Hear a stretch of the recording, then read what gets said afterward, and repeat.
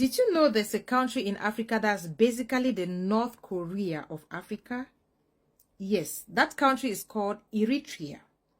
A lot of people do not know what is happening in this country, and I'm going to break it down in the best possible way.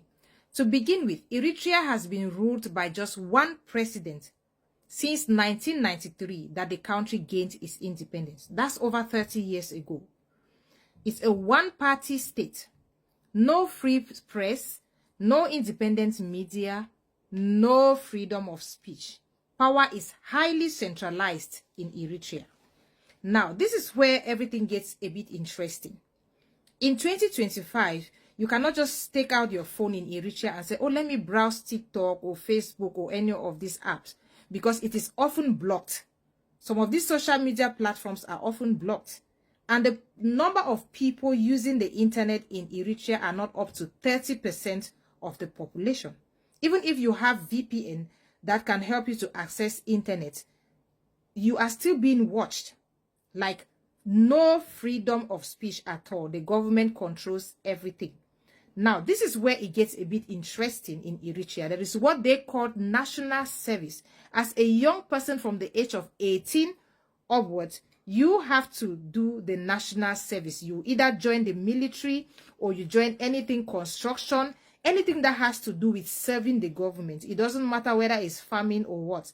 You have to do it for 18 months as stated in their laws.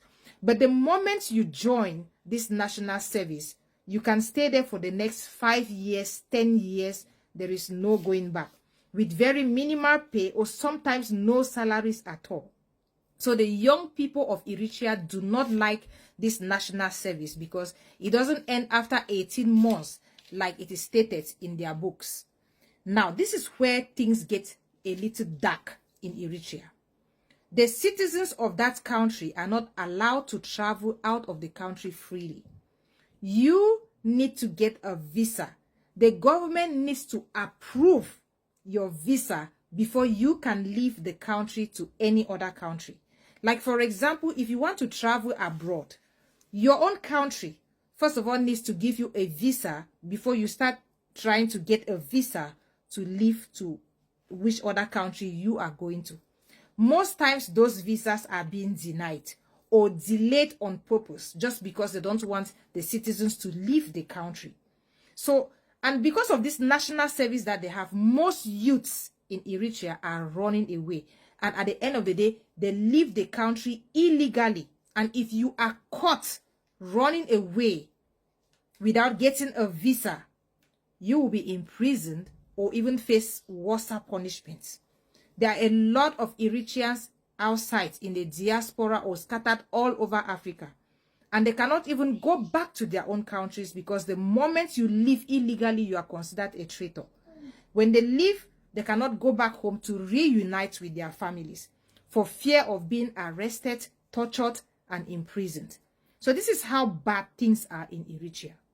We complain about colonialism. Yes, that was real.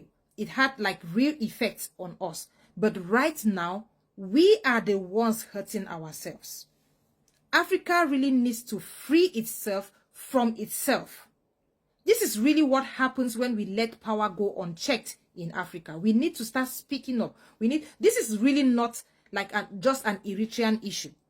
Majority of our African leaders, they abuse power so much. How can you ask your own citizens to obtain a visa before leaving the country?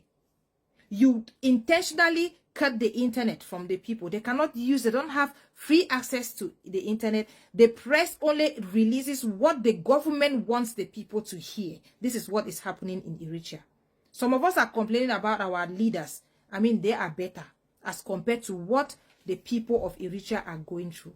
They cannot even come out to make a video like what I'm making right now. A lot of journalists have been jailed. Some of them just disappeared just because they dared to speak up. You see what is happening in Kenya? You cannot try that in Eritrea. You will disappear. So these are the kind of things that are happening in that country. Yet, no media outlet will talk about it for fear of being prosecuted. Let me know what you think about this, guys, and thank you for watching this video.